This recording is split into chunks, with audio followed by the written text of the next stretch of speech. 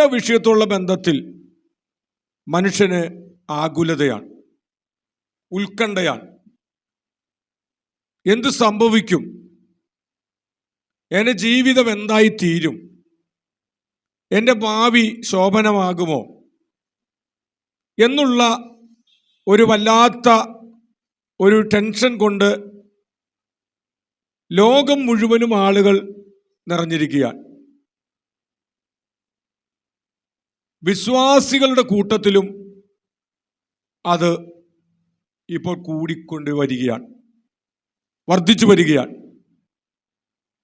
ദൈവം നല്ലവനാണെന്നും വിടുവിക്കുന്നവനാണെന്നും ഒക്കെ നമ്മൾ അനുഭവിച്ചറിഞ്ഞിട്ടും എന്തോ ഒരു ടെൻഷൻ നമ്മുടെ എല്ലാവരുടെ ജീവിതത്തിൽ അഭിമുഖീകരിക്കുന്നുണ്ട്.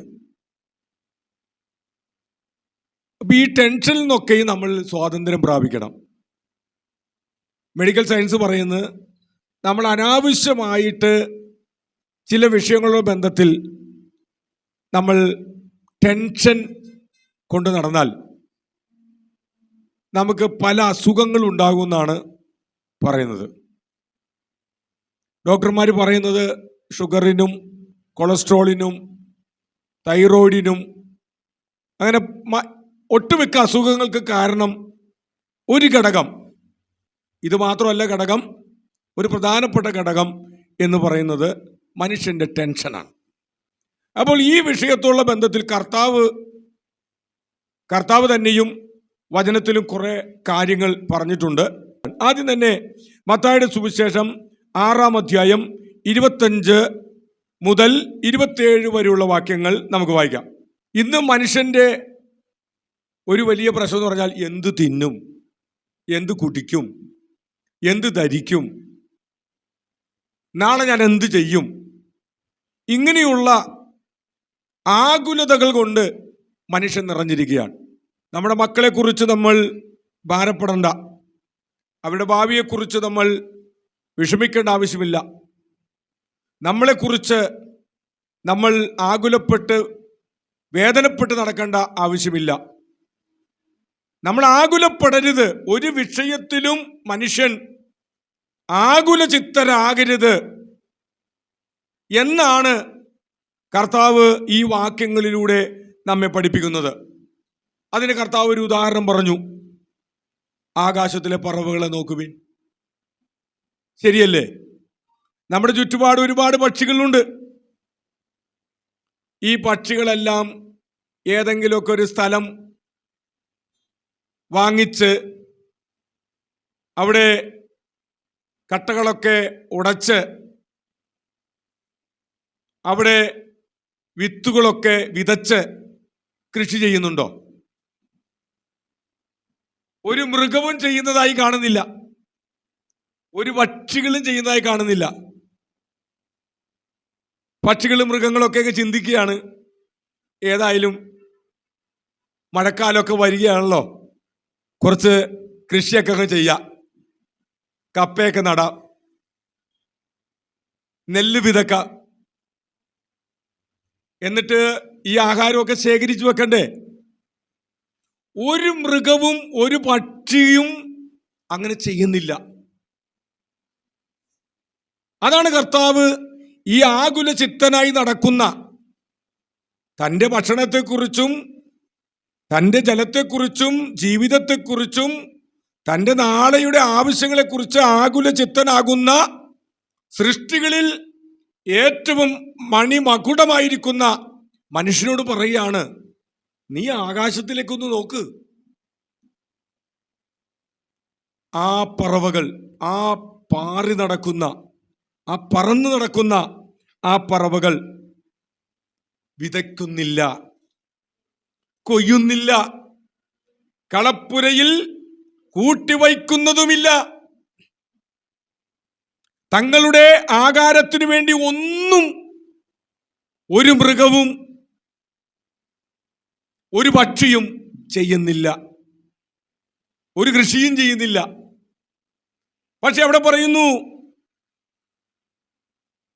എങ്കിലും സ്വർഗസ്ഥനായ നിങ്ങളുടെ പിതാവ് അവയെ പുലർത്തുന്നു. ശരിയല്ലേ? ഈ കൃഷിയൊന്നും ചെയ്യാഞ്ഞിട്ടും കളപ്പുരയിൽ കൂട്ടി വയ്ക്കാഞ്ഞിട്ടും സ്വർഗസ്ഥ പിതാവ്, ഈ പക്ഷികളെയും മൃഗങ്ങളെയും ഒക്കെ സൃഷ്ടിച്ച സ്വർഗസ്ഥ പിതാവ് ഈ ജീവജാലങ്ങളെല്ലാം എല്ലാ ദിവസവും പുലർത്തിക്കൊണ്ടിരിക്കുകയാണ്.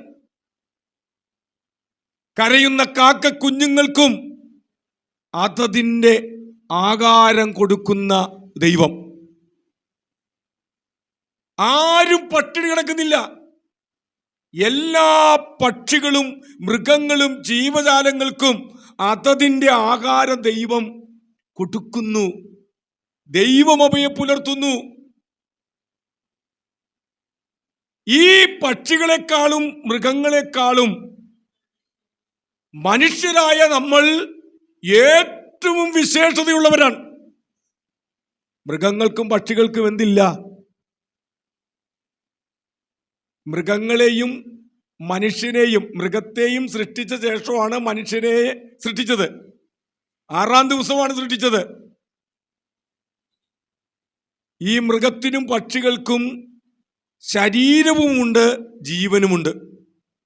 പക്ഷെ എന്തില്ല? ആത്മാവില്ല. പക്ഷെ മനുഷ്യനെന്തുണ്ട്?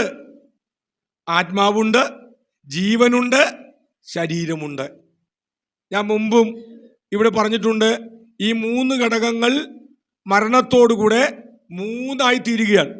ശരീരം മണ്ണിലേക്ക് ചേർക്കപ്പെടുന്നു, ജീവനാണ് മരിക്കുന്നത്, ആത്മാവ് ദൈവത്തിങ്കലേക്ക് പോകുന്നു.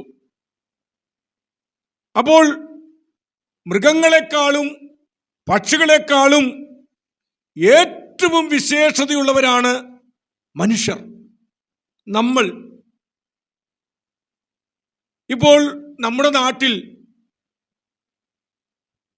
ഫോറസ്റ്റ് ഉള്ള എല്ലാ സ്ഥലങ്ങളിലും ആന ഇറങ്ങുകയാണ്,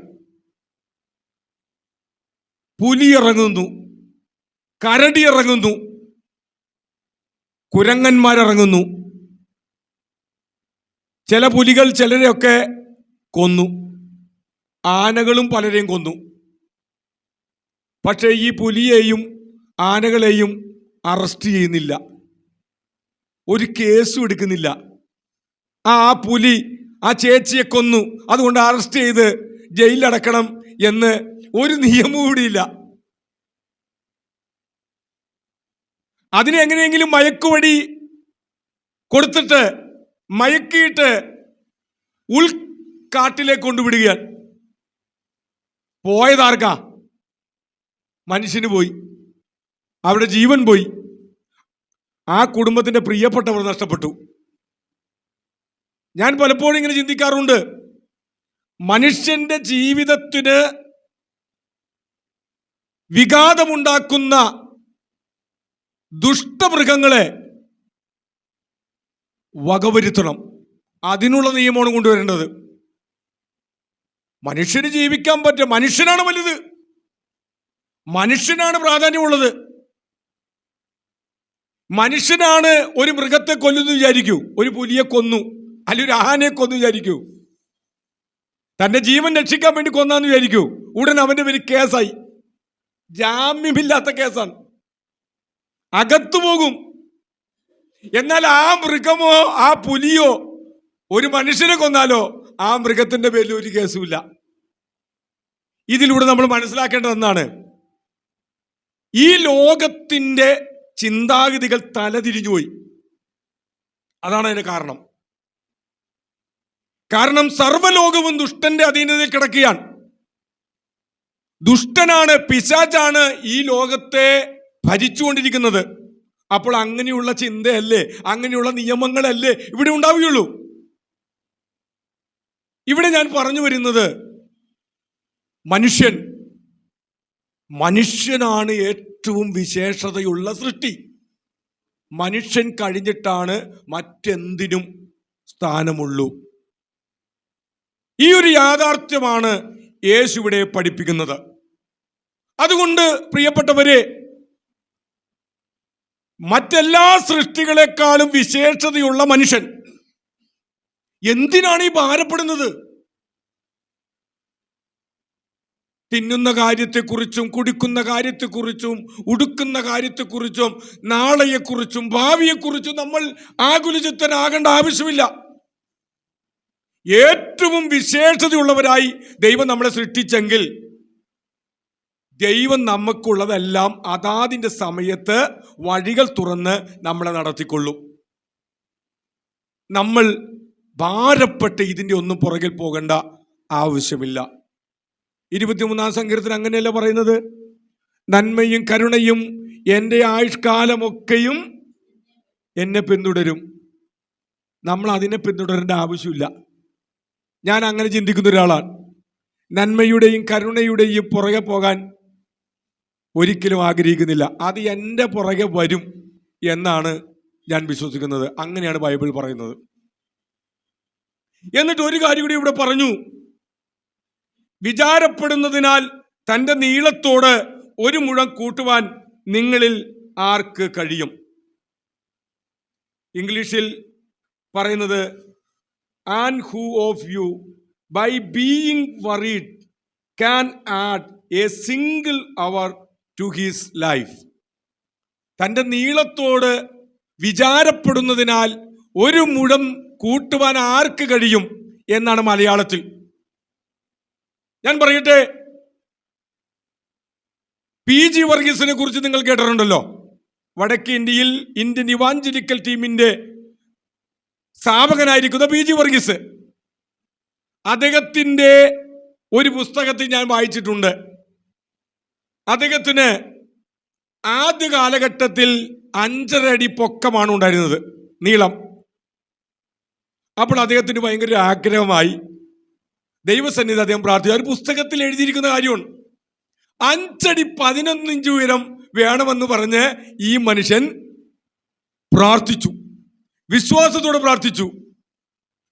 ചില നാൾ കഴിഞ്ഞപ്പോൾ ഇദ്ദേഹം നീളം വെക്കുന്ന കാലം, ആ കാലം കടന്നെങ്കിലും ഇദ്ദേഹം വിശ്വാസത്തോടെ പ്രാർത്ഥിച്ചപ്പോൾ അദ്ദേഹത്തിന് 5 അടി 11 ഇഞ്ച് ഉയരം ദൈവം കൊടുത്തെന്നാണ് അദ്ദേഹത്തിന്റെ പുസ്തകത്തിൽ പറഞ്ഞിരിക്കുന്നത്. അപ്പോൾ നമ്മൾ പ്രാർത്ഥിക്കുകയാണ്, നമ്മുടെ നീളം പോലും കൂടും. പക്ഷേ ആ ഒരു കാര്യമല്ല കർത്താവ് ഇവിടെ പറയുന്നത്. നമ്മൾ ഭാരപ്പെടുന്നതിനാൽ, നമ്മൾ ടെൻഷൻ അടിക്കുന്നത് കൊണ്ട് നമ്മുടെ ഒരു ദിവസത്തെ ജീവിതം 1 മണിക്കൂർ പോലും കൂട്ടിയെടുക്കുവാൻ നമുക്ക് കഴിയില്ല. എത്ര വലിയ മരുന്ന് കഴിച്ചാലും, എത്ര വലിയ ട്രീറ്റ്മെന്റ് ചെയ്താലും, എന്തെല്ലാം ചെയ്താലും 1 മണിക്കൂറെങ്കിലും നമ്മുടെ ആയുസ്സിനോട് കൂട്ടിയെടുക്കുവാൻ ഒരു മനുഷ്യനും, ഈ പ്രപഞ്ചത്തിൽ ജനിച്ചു വളർന്ന ഒരു മനുഷ്യനും കഴിയില്ല. ആ സമയത്ത്, ദൈവം കൽപ്പിക്കുന്ന സമയത്ത് നമ്മൾ ഇവിടുന്ന് പോകും. അതുകൊണ്ട് നമ്മൾ ഭാരപ്പെട്ടിട്ട് കാര്യമുണ്ടോ? നമ്മൾ കുറെ ഭാരപ്പെട്ട്, ദൈവമേ, നമ്മുടെ ജീവിതത്തെക്കുറിച്ച്, നമ്മുടെ ആയുസ്സിനെ കുറിച്ച്, നമ്മുടെ ഭാവിയെക്കുറിച്ച്, നമ്മുടെ കൊച്ചു കൊച്ചു കാര്യങ്ങളെക്കുറിച്ച് നമ്മൾ ടെൻഷൻ അടിച്ചിട്ട് ഒരു കാര്യമില്ല. ടെൻഷൻ അടിക്കുന്ന അവസാനിപ്പിക്കുക. പ്രത്യേകിച്ച് തലമുറകൾ മക്കളെക്കുറിച്ച് ടെൻഷൻ ആവാറുണ്ട്. അവരുടെ ഓരോ കാര്യങ്ങളെ കുറിച്ച് ചിന്തിക്കുമ്പോൾ, അവർക്കൊരു രോഗം വരുമ്പോൾ, അല്ലെങ്കിൽ അവർ മറ്റൊരു ആവശ്യം വരുമ്പോൾ, നമ്മൾ ഒരുപാട് കാര്യങ്ങൾ ഈ കാട് കയറി ചിന്തിക്കും. അവസാനിപ്പിക്കുക, സ്റ്റോപ്പ് ചെയ്യുക, അതെല്ലാം സ്റ്റോപ്പ് ചെയ്യുക. എന്നിട്ട് ടെൻഷൻ ഇല്ലാതെ ജീവിക്കുക. ദൈവകരങ്ങളെല്ലാം ഏൽപ്പിച്ചു കൊടുക്കുക. ദൈവം നടത്തിക്കൊള്ളും. എൻ്റെ ദൈവം വിശ്വസ്തനാണ്. അങ്ങനെയല്ല സങ്കീർത്തനം പറയുന്നത്? ഈ ദൈവം എന്നും എന്നേക്കും നമ്മുടെ ദൈവമാകുന്നു. അവൻ നമ്മെ ജീവപര്യന്തം വഴി നടത്തും. പോരെ, പിന്നെ ടെൻഷൻ ആകേണ്ട ആവശ്യമുണ്ടോ? അതുകൊണ്ട് ടെൻഷനുകളെല്ലാം അവസാനിപ്പിച്ച് ഫ്രീ ആയ ഒരു മൈൻഡോടുകൂടെ ജീവിക്കുവാൻ നമുക്ക് കഴിയുമാറാകട്ടെ.